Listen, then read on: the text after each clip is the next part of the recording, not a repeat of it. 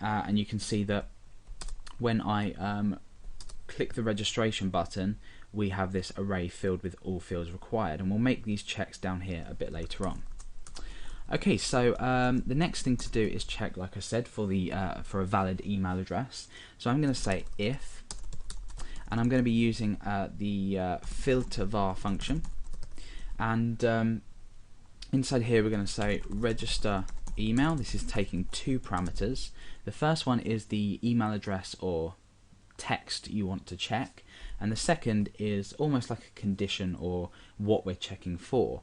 So we need to say filter validate email.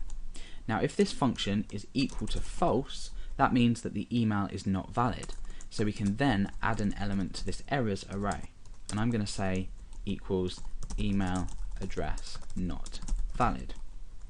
Now the next check I'm going to do, I'm not putting this inside an else block or an if else statement.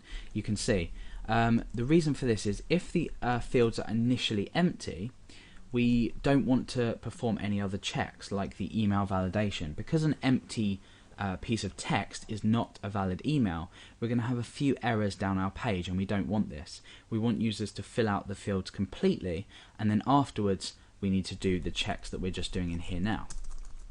So let's go ahead and next check the string lengths of each field.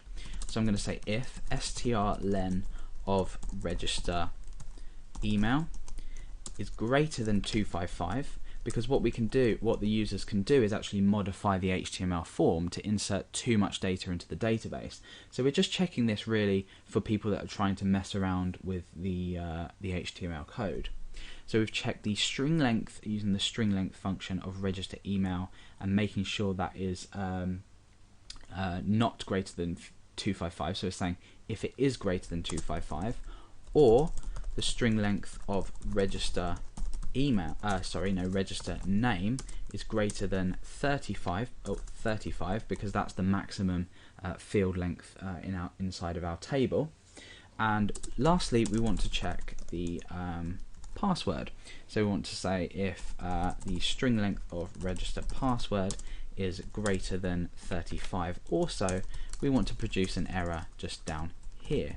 So we're going to say errors equal to, and we can say something like one or more fields contains too many characters. Okay. Now the last check that we're going to perform is if the email address is exists in the database. This is extremely important because we don't want the same user to register, or two different users or three different users to register with the same email address. So we're going to say if, and we're going to say user underscore exists register email, and then we're going to say errors equal, we could just say that user has, or that email rather, has already been registered. Okay, now you might be wondering where this user exists function has come from. If you remember from user.func.php, we have this user exists function here. So what we actually need to do is find a way to return whether an email address is already being used, and that's quite straightforward. However, for now what we're going to do is we're just going to come down at the end of this block here. You can see that this block starts here and ends here. Now after this, we want to perform a check to see if any of these errors exist in this array. So what we're going to do is we are going to say if not empty errors, then we can register our user. Otherwise, this means that an error has been placed inside of this array. So what we want to do is actually loop through if empty errors, register our user, otherwise do something. In fact, we'll do it the other way around. Probably makes life a bit easier. So if not empty errors, we do something, otherwise register our user. So if the errors array does contain these errors that we've picked up, we may have picked up along the way, we can actually then go ahead and echo the errors out. So I'm going to say for each, and inside here, errors as error. So we're looping through each element of this array and calling that element error.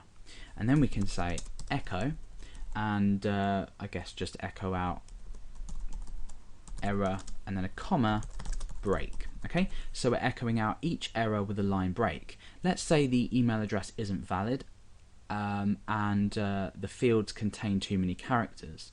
This means that these two errors will be present inside this errors array, and therefore we will print out these two errors, both separated by a break, a line break. So let's go ahead and just test this out. I know our users exists function doesn't actually do anything yet, but we will still be able to run our code. So let's just refresh the page. Let's first of all click register. Now we have all fields required returned to us. Let's go ahead and enter some data. Now I'm going to type in, or let's say we can type in alex@php. That's an invalid email address. I can type in my name and my password, click register.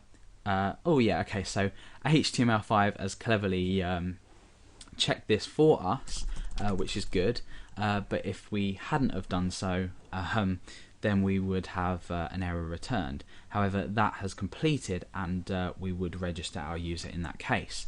So let's go ahead and just test this out and change this type here to text, just so you can see. Let's go ahead and refresh the page. Let's type in a email address that is not valid, and my name and a password.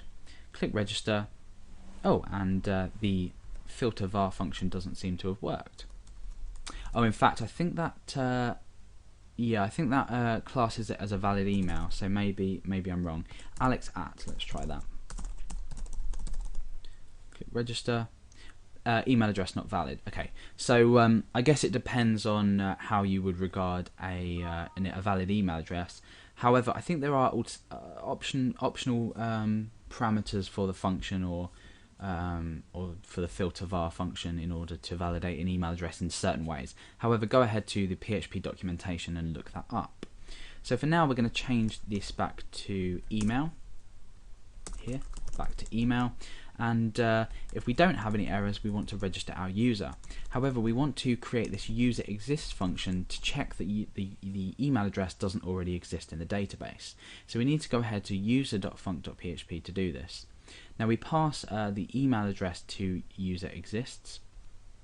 So let's go ahead and first of all sanitize email. So I'm going to say email is equal to MySQL real escape string, and inside here email. So we're sanitizing the email before we do anything.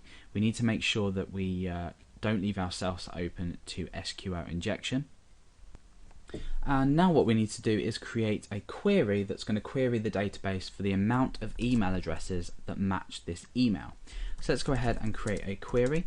This is going to be equal to MySQL query, and inside here we need to start creating the query.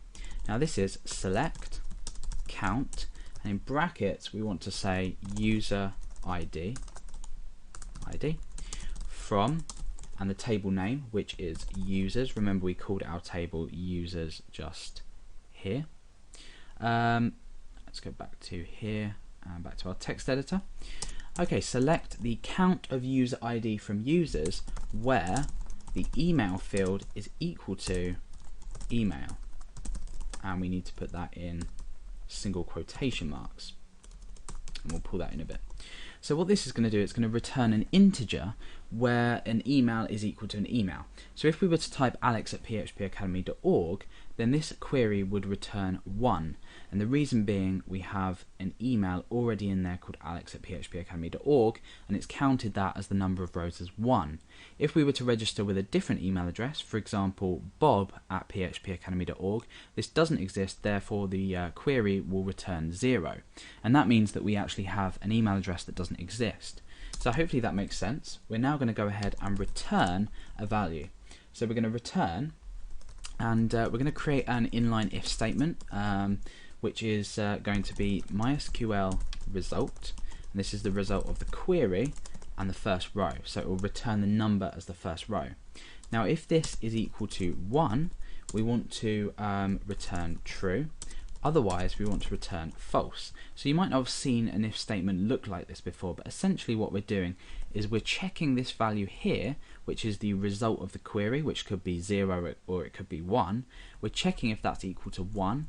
If it is equal to 1, then we know the user is registered, so the email already exists, and then we return true. And that means that this user exists function with the email that we've supplied will return true.